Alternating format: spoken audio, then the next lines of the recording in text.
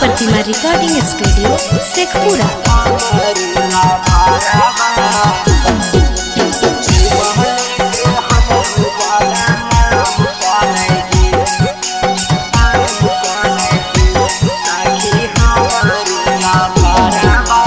मेलहबा में आइल हमारो लाभर एगो काम करहे साखी हमारो लाभरवा।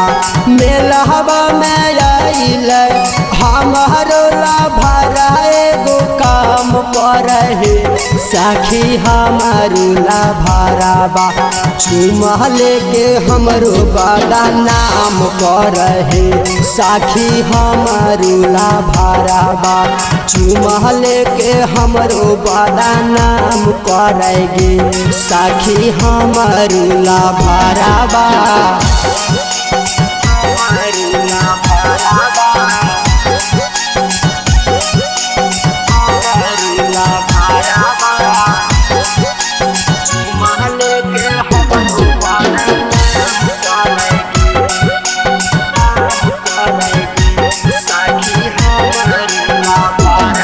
सखी के करा हम बतैयो अपन यारा बहबाला बाप।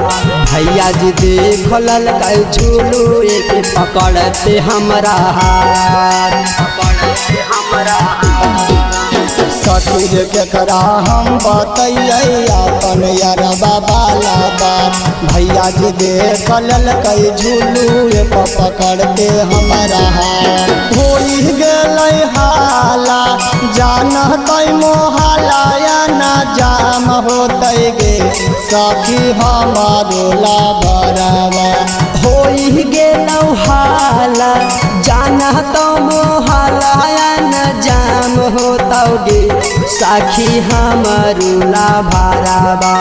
चुमा लेके हमरा बड़ा नाम करेगे सखी हमारो लाभरवा। चुमा लेके हमरा बड़ा नाम करेगे सखी हमारो लाभरवा।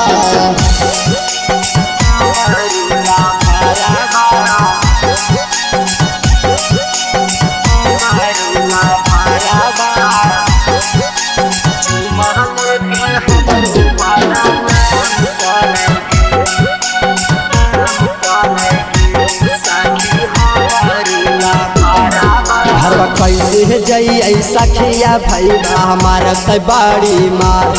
हमरा संगहबा में देख ललकै होता है कि अनजान। घरवा कैसे जइयै सखिया भैया मारतै बड़ी माँ। हमरा संगवा में देख ललकै होतै कि अनजान। यार बपियार के टूट जैतै संग एगो काम करेगे साखी हमारो लाभरवा। यारबा सुधार के छूट जैतै संग एगो काम करेगे सखी हमारो लाभरवा। चुमा लेके हमरा बड़ा नाम करे है सखी हमारो लाभरवा। चुमा लेके हमरा बड़ा नाम करेगे सखी हमारो लाभरवा।